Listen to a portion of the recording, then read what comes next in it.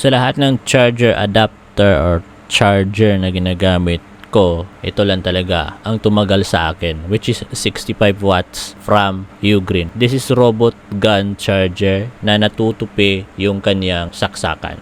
And meron siyang tatlong port kung saan pwedeng i-charge yung mga Type-C supported na mga laptop like MacBook and more, kasi nga hanggang 65 watts yung kaya niya. And yung sa gitna, and meron din yung mga old models natin na naka USB type cord. Guys, 1 year sobra na to sa akin, and kapag 1 year sobra na, it means to see napakatibay niya at may kabigatan din siya, kasi ito parang full of yung heat resistant niya sa loob. Hindi ko alam anong tawag nun, yung mga parang color pink na may pagka-white. Yun yung mga protection niya sa loob, at yung feature pack talaga ito mga preng. Nag-iilaw yan kapag sinaksak mo dito, at kapag malakas yung indication ng mata niya, fast charging din yung meaning nun. Kapag mahina yung indication ng mata niya, slow charging. At kapag always na siyang nakasmile yung mata niya, means fully charged na. Guys, yung ginagamitan ko ng charger na ito is itong Samsung Galaxy S22 Ultra. May LED box, may another LED box, battery ng ating Insta360 X4,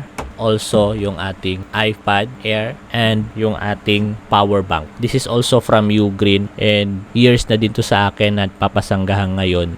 Ginagamit ko pa rin, lalo sa mga long travel natin. Dalang-dala ko talaga siya kasi gamit na gamit talaga siya. This is 25, I think. It's 25 milliamperes battery capacity. Hindi kita, ayan, 25 milliamperes battery capacity, na talagang sobrang sulit, kasi yung power bank na to kayang mag-charge ng mga Type-C supported na mga laptop.